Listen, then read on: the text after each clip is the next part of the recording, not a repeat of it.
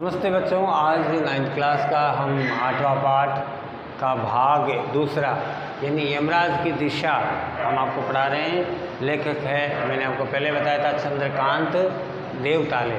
शब्दार्थ की बात करें तो थोड़े से शब्दार्थ है बच्चों। समझाइश का मतलब समझाया, सामना करना मतलब संघर्ष करना, छोर यानी किनारा, आलीशान यानी शानदार, दहकती का मतलब जलती, विराजते यानी उपस्थित होते।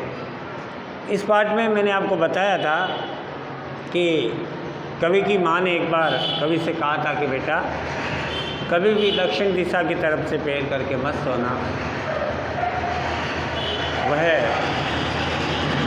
मृत्यु की दिशा है।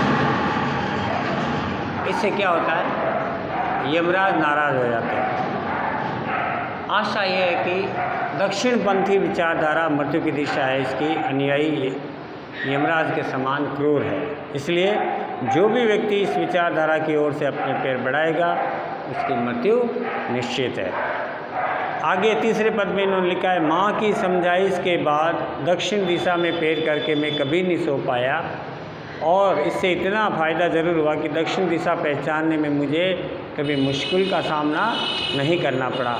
मैं दक्षिण में दूर दूर तक गया और मुझे हमेशा माँ की याद आई। दक्षिण को लांघ लेना संभव नहीं था, होता छोर तक पहुँच पाना तो यमराज का घर देख लेता। माँ के बार बार समझाने के बाद में कवि कहता है कि उसने कभी भी दक्षिण की तरफ पैर करके नहीं सोया। इससे एक बात का लेखक को फ़ायदा हुआ कि उसको दक्षिण दिशा की पहचान हो गई, उसका ज्ञान हो गया। कवि इस दक्षिण दिशा के खतरे को जानने के लिए दूर दूर तक घूमा भी था। उसने पाया कि उसका सचमुच विनाश सभी साधन थे। उसे लगा कि माँ ने बचपन में इन खतरों के प्रति उसको सजग कर दिया गया था। माँ की सलाह मानने का अच्छा परिणाम ये हुआ कि उसे दक्षिण दिशा की सही पहचान के साथ साथ दक्षिण दिशा से जो आने वाले खतरे हैं उसका ज्ञान हो गया। चौथे पद में उन्होंने कहा, पर आज जिधर भी पैर करके सो वही दक्षिण दिशा हो जाती है। सभी दिशाओं में यमराज के आलीशान महल है और वे सभी में एक साथ अपनी दहकती आँखें सही विराजते हैं। माँ अब नहीं है और यमराज की दिशा भी वह नहीं रही जो माँ जानती थी। यानी यमराज की दिशा के बारे में माँ ने जो बताया था उसमें ये बताया था कि माँ के समय और आज के समय का अंतर क्या है। सब जगह दक्षिण दिशा का तात्पर्य क्या होता है।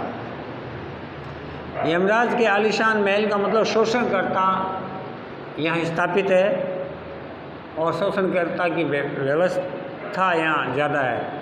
कहना ये चाहता हूँ मैं कि आज जीवन के सभी क्षेत्रों में जीवन विरोधी ताकतें और शोषणकर्ताओं ने अपना जाल फैला रखा है।